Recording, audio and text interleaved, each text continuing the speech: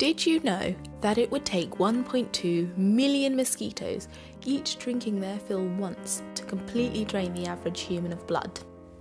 I hate mosquitoes. Why do they exist? Can someone tell me why they exist? Do they help the ecosystem in any way? All I know is they always attack me and I don't know why, and it makes me sad. But let's get back to the video.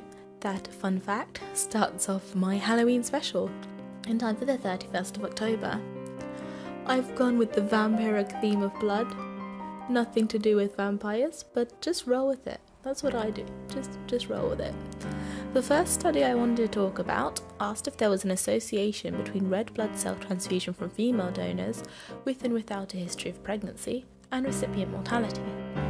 31,118 patients who received transfusions between 2005 and 2015 were followed. They were grouped by who their donors were, and the donor groups were males, females who'd never been pregnant, and females who had been pregnant. The recipients exclusively received blood from the respective donor group.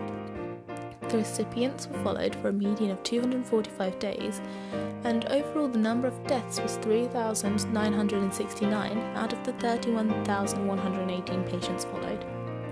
The results suggested that where male recipients had received donations exclusively from females who had been pregnant, they were statistically significantly more likely to die for any reason, compared to females with the same donor group or where donors had never been pregnant, both males and females. A possible mechanism suggested that there were immunological changes that could have occurred during pregnancy. Another explanation suggested that there could be different iron statuses between the donor that had been pregnant and male recipients.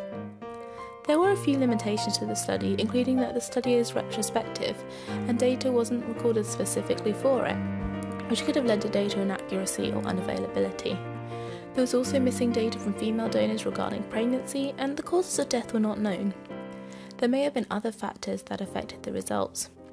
Who knows, maybe there were just particularly unlucky males in this group.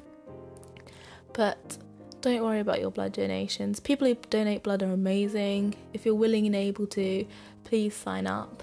Just put a little plug in. They're always looking for more blood donors, and common misconception, you can still donate blood even if you have a tattoo.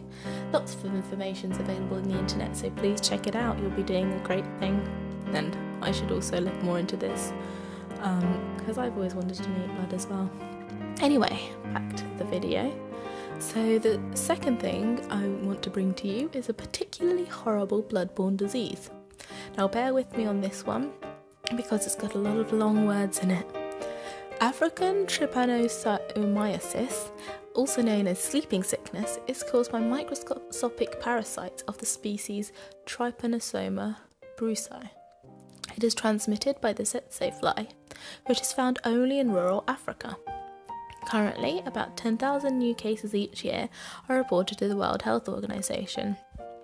Sleeping sickness is curable with medication, but it's fatal if it's left untreated.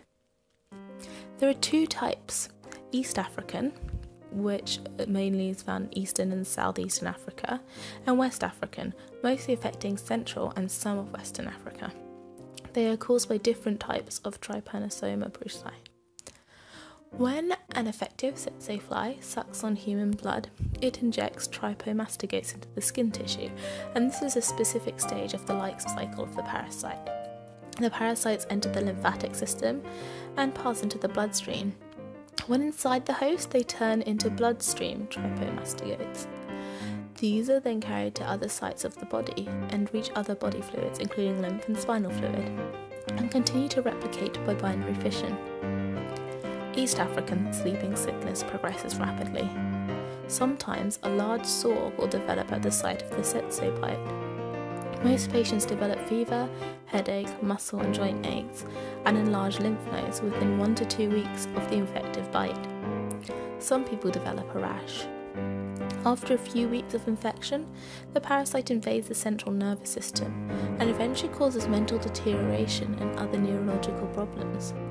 Death ensues, usually within months. West African sleeping sickness, on the other hand, progresses more slowly.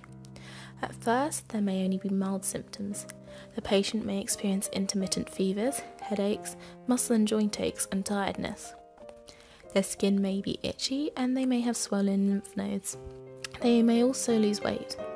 Usually, after 1 to 2 years, there is evidence of central nervous system involvement, with personality changes, daytime sleepiness with nighttime disturbance, and progressive confusion. Other neurological signs, such as partial paralysis or problems with balance or walking, may occur. There may also be hormonal imbalances. The course of untreated infection rarely lasts longer than 6 to 7 years, but more often it kills in about 3 years. There are specific drugs for treating this, and treatment courses will depend on the type of infection and the disease stage, meaning whether the central nervous system has been infected by the parasite, and the central nervous system involvement is the one that gives the particular characteristics of the sleeping sickness, as it's so named. So I hope you found this video slightly interesting and Halloween themed.